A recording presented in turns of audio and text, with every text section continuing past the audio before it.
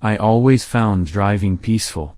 There's something almost serene about just cruising along at a steady pace down a long strip of road. Coincidentally, that's exactly what I was doing on this cool September night. A little road trip I've been planning for a while set me straight in the middle of rural Kansas. I don't usually frequent the open country like this, I'm more of a city person. If you saw my car, you wouldn't be surprised. A 2015 Toyota Camry. She isn't exactly an off-roading machine, but she gets me where I need to go. Anyways, back to the very long stretch of highway, all I could see were rolling fields. I wasn't sure what kind of crop was planted in the fields. Like I said, a city boy. The sun was starting to set, bathing the landscape in an orange hue. It transformed the fields into a sea of flowing gold. Shimmering in the wind, it was almost like I could swim in it. I was starting to lose myself in this real-life painting when I noticed something. On the horizon, about as far down the road as my naked eye could see, I saw a silhouette of what looked like a person, standing completely still. I instantly flipped off my cruise control and pressed on the brakes, slowing down to a crawl. I stuck my head out of the window to try and get a better look. It was too dark to make out any defining features, but from the build it may have been a man. I was starting to get a bad feeling. I'm a paranoid person, so I thought of this as some kind of setup.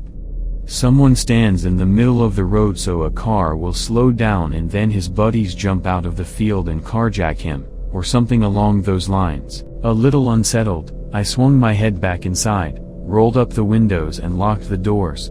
Unfortunately, there weren't any turn-offs, and I would have to drive back miles to find one. I really didn't feel like wasting a gallon of gas in my time to turn around, so I set off forward at a steady pace, keeping my eyes on the figure. After about 5 minutes of driving with the worst-case scenarios playing in my head, I noticed something that sent a chill up my spine. Even after driving a mile, the figure didn't seem to get any closer. There he stood in the middle of the road, as still as a scarecrow, right on the edge of my perceivable vision. I was starting to get frustrated. Was this figure moving away from me? But the figure showed no signs of movement, so how could he be running away? I gave it some gas and picked up the pace. The speedometer read 30 miles per hour. After 5 miles, the figure still wasn't any closer. My head was starting to spin. What the duck was going on? I sped up to 40, 50, 60. There he stood like a watchful sentinel, unwavering in the wind. 70, 80, 90. My Camry was starting to shake. The engine was gasping for air. I no longer confined myself to the right side of the road. I was streaking towards the figure, going straight down the center of the road. I noticed the sky was starting to change color. Instead of the sun setting and plunging the rolling fields around me into darkness, the sky was taking on an amber color. Like the entire world was on fire. Our eyes locked, and I have no idea how. He was too far away for me to see his eyes, but I knew they were there. Gazing into mine, they felt sinister. It made my hair stand on end. He was smiling at me. No, he was grinning. Full-on cheek-splitting grin. I knew he was. I couldn't see his face, but I knew he was. I tried slamming on the brakes, but all I was greeted with was the brake pedal giving way with no resistance and slamming into the floor of my car. I couldn't stop, and I couldn't look away. I'm losing my mind. My hands felt glued to the steering wheel. I was struggling to breathe. Suddenly the radio blared to life. An ear-splitting scream filled the air. It sounded like a man in agony, a combination of screaming and sobbing. I couldn't move my hands to turn off the radio, and I couldn't take my eyes off the road. Tears started to run down my cheeks, and my ears began to ring from the shrieking. He was coming for me. I knew it before he even started moving. He took off down the road towards me, sprinting at inhuman speeds. His limbs spun and twisted as he ran, almost as if all his bones were broken, but he ran anyway. He seemed faster than any car and was on me in seconds. Only a couple of feet away from the hood of my car was when I could make out his features: pale green, leathery skin, horribly disfigured with scars as deep as ravines. As if his entire face was taken apart and put back together. The worst part was his grin. It was way too wide for anyone to consider normal, so wide that I could not only see all his front teeth, but his molars too. He slammed into my car at full speed, flying into my windshield, sending cracks like a spider's web through the glass, and flipping over my car. I came to a screeching halt. Rubber burning, I struggled to keep my car from spinning off the road. Gasping for air, I sat with my hands clenching the steering wheel so hard my knuckles turned white. The sun finally decided to set. The silence was almost deafening, only my raspy breathing filled the car's interior. I slowly looked in the rearview mirror to try and catch a glimpse of his mangled corpse lying in the road. Straining my neck to try and see every possible angle. I couldn't make out anything lying in the road. I was too terrified to leave the safety of my car and continue my search on foot.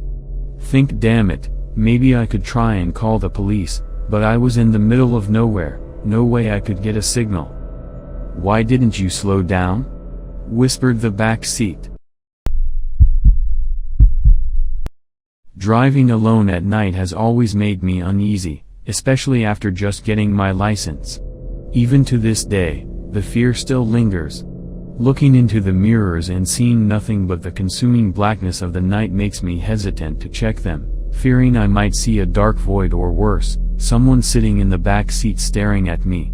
I was driving home alone on a dark highway, and the feeling of unease was stronger than ever. I had turned off the radio and could only hear the sound of tires on the road and the engine hum. Glancing into the middle rearview mirror, I saw nothing but darkness through the back window. Just 10 seconds later, a car passed me on the left with its headlights on. I was suddenly hit by an adrenaline rush, like when you think you see someone outside your bedroom window, only to realize it's just a tree. As I drove home, shivering with the feeling that something was off, I didn't notice the scratches on the back of my van until the next morning. In hindsight, there are two possibilities for what happened that night. The first is that the other car somehow appeared behind me within 10 seconds of me checking my mirror. The second possibility is even more terrifying. The car was normal, but something large, black, and wide was clinging to the rear of my car, obscuring my view and leaving deep scratches on the sides. And I had unknowingly driven it home with me.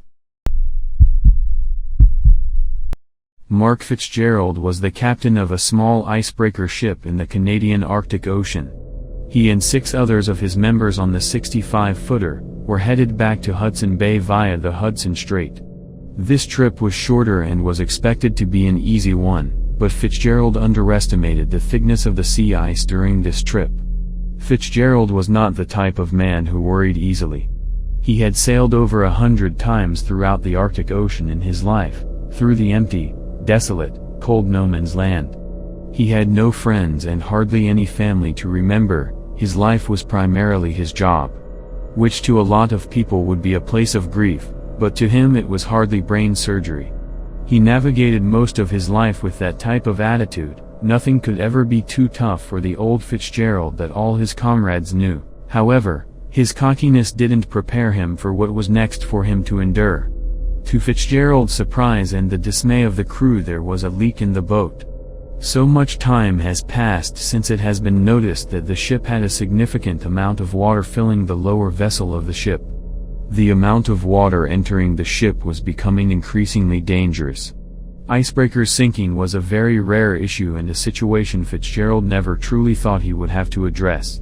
Of course, he and his crew with their long-time experience have had plenty of drills on situations such as these. However, no number of drills and preparations could make the weight of the stress and bewilderment any less overwhelming. A lot of men such as Fitzgerald himself, live their lives never picturing such things happening to them, but only to other people. Fitzgerald and his crew's dread sunk in even deeper when they realized they'd have to evacuate the ship.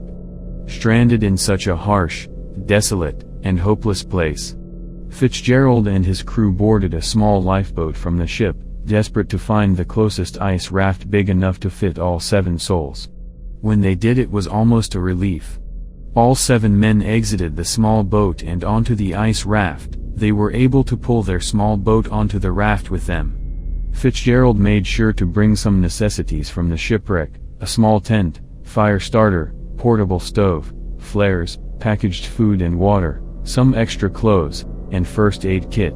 It was midday, and all 7 men sat on their raft floating in the middle of the Arctic Ocean, taking in the view of their abandoned sinking ship about a mile away. Their grief gave way to acceptance of their possible deaths and the fact they were stranded in such a place no human was meant to be. As he sat taking in the infinite expanse of ice and water, Fitzgerald grew tired of sitting and decided to walk around their small icy island, exploring the only thing separating them from the 2°C water. At the other end of the raft, Fitzgerald discovered the remains of a huge skeleton.